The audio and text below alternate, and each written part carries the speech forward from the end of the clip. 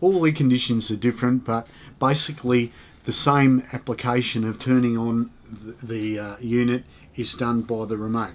So if I look here on the remote, I've got an on-off switch, I've got a fan, I've got the temperature up and down, I've got a sleep mode if I want to go to sleep at night, and then I've got the mode which is usually hot or cold or heat or whatever it might be. So with this, also you've got a Comrade IBIS air conditioner air command, and you just basically turn it on as such.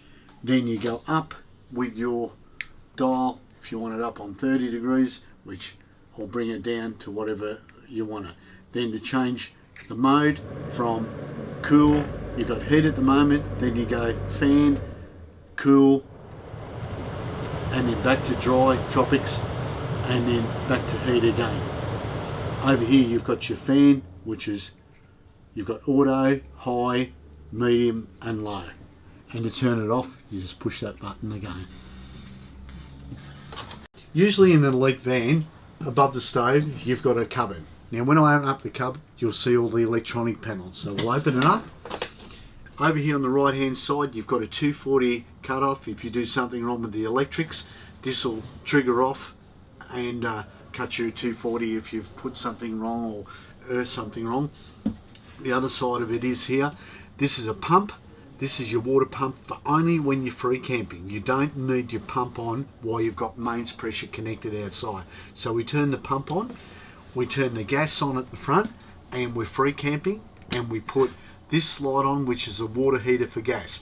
In 20 seconds, this will ignite the hot water service outside straight away. So I'll wait for 20 seconds.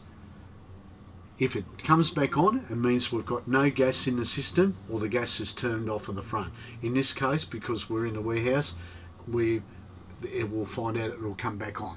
So that would have lit your gas if we were free camping. Now we'll presume we're not going free camping, so we turn the gas hot water back off and we turn the pump off. On the new elite vans, you're going to see electric hot water switch down here. It used to be in the actual hot water service. Now we've got a switch inside the van, so you don't have to go outside anymore. So if you connect it to 240, you just flick the switch, which is just like a normal on-off switch on there, and that's it. Here we've got our water. This is showing that both are on reserve, and it's just a liquid crystal display. If it annoys you, you can turn it off. If you want to put it back on. Now, in no uncertain terms, I'm going to say this should be the rear in this case, and this should be the front, but it could be the other way around. It depends on how it was plumbed or how the electrician was done. Over here we have circuit breakers. Now the circuit breakers are in a page of the welcome manual, and I'll explain what all these are for. They're all the same for all elite vans, but up the top we now go to the Victron Energy. This is the latest system.